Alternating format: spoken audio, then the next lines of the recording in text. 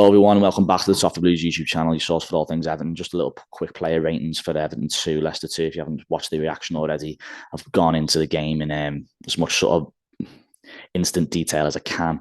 So be sure to give that a watch if you haven't done so already.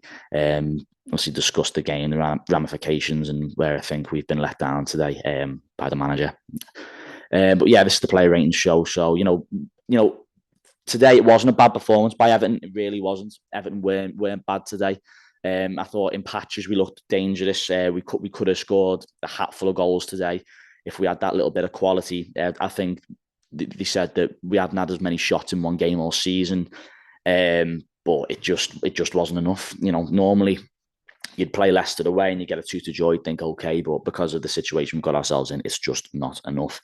Jordan Pickford, I'm going to give him a 7. Obviously, saved the penalty. Couple of Larry moments by Jordan. Questionable antics after he saved the penalty as well, in my opinion. Also pulled off a couple of good saves. Kept us in the game, of course. If he doesn't save that penalty, it goes to 3-1. It's difficult to see how this group of players, get themselves back up from a 2-goal deficit. So you know what, fair play to Pickford for that. I'm going to give him a 7. Obviously, Seamus Coleman back into the side today. Much to everyone's, excitement to see him back, and unfortunately suffered that really bad looking injury. And a lot of questions are going to be asked now about what this means for Seamus Coleman in the long term, which it's heartbreaking really, because I thought he was the best player on the pitch until that. He was making things happen. And for the oldest player on the pitch to be taking matters into his own hands like that, and then he gets 45 minutes into his sort of return, and for Sumari to go in on him like that, and it's not looking good for him. Really disappointing for Coleman. I thought he was playing to at least an 8 up until he got substituted, and then obviously Nathan Patterson came on. Number 5, Michael Keane. What else is there to say? What Dyche has over this man, or whatever way you want to look at it, is just, it beggars belief how Michael Keane consistently continues to get game time. It looked ropey all game. Vardy, completely ran rings around him. He didn't look comfortable. Just, for Leicester's first goal, he completely leaves his man, completely leaves Soyuncu. He just looked completely oblivious to what was going on. I refuse to believe that Conor Cody or Yerry Mina can't do a better job. And again, that falls on the manager. So for me, I'm going to give Michael Keane a 5. Just, yeah. James Tarkowski, thought he was quite solid. Going to give him a 7. Obviously, one off the line as well. Put in some good blocks, some good interceptions. He looked solid. Couple of half chances from corners where you just want him to head it down, but he just heads it over the bar. And I know it's difficult in that situation, but just head the ball down in these corners. We just look so blunt from corners at the moment, which is really disappointing, because when Dyche first came in, you thought this was going to be an area we could maybe build on, but that seems to have gone out the window. Vitaly Mykolenko, not his biggest fan, but to be fair to him, he played okay today. He's definitely had worse games for us, but his final ball's not great. He's not the strongest of players, but he put a shift in. But we can't just continue to sit here patting players on the back for putting a shift in, because so far it's got us sleepwalking towards relegation, unfortunately. So I'm going to give Mykolenko a 6. He was all right, better than Michael Keane, but didn't set the world alight. It was just an average performance from him, which is an upgrade on what we've seen from him in recent weeks, in my opinion. James Garner, thought played all right today, to be fair to him. I thought he was everywhere. Threw in some good tackles, tried to link play together. Didn't always come off for him, but it was quite refreshing to see him from the off, and getting 90 minutes. And so give James Garner a 7. Put a shift in today, to be fair to him, but again, it's just not enough, unfortunately. Just a Garner Gay. It's a funny one, Garner Gay, because some people think that he's really good from week to week. Some people think he's not the answer. For me, I think he gives the ball away too much.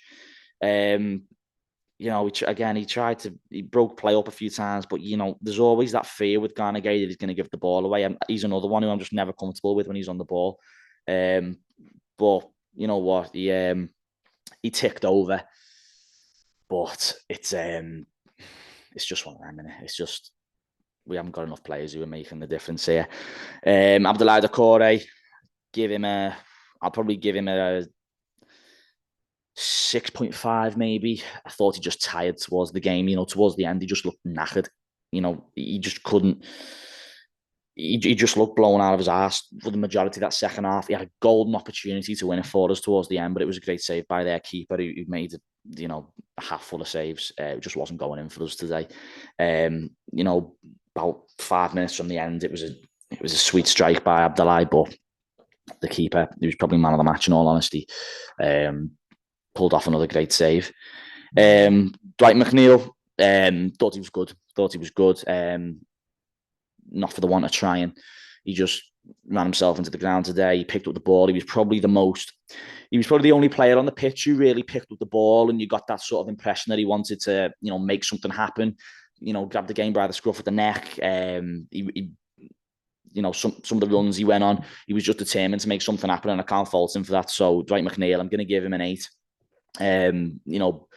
Got into positions where he potentially could have scored, had a shot, but sometimes his shots just, technically on his left side, he's not that bad, but you just want to see him get a bit of power behind some of these shots. But no, we tried to make things happen. I can't really fault McNeil today. I'm going to give him an 8. Alex Iwobi on the other side, obviously got the equaliser for 2-2. I'll give him a 6 just for the goal. Otherwise, it probably would have been a lot lower. He's another one, isn't he? Poor for me. Just the amount of times he gives the ball away. For their second goal, it's unforgivable. The amount of options he has on for him. He can play it over the top to McNeil. He can knock it back to the centre half. But he decides to play the most stupid ball across to, I think it was Idrissa Gana Gueye, and it was just so a lazy ball by him. And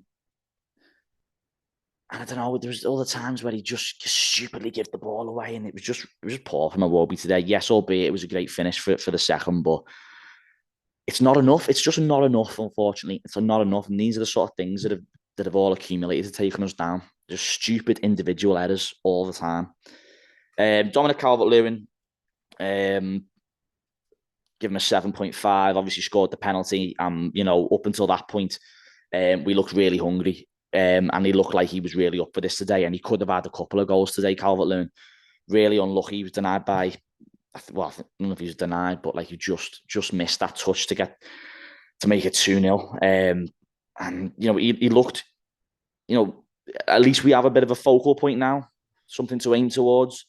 The service was better to Calvert-Lewin today, but it's still, again, it's not enough. It's just not enough, unfortunately.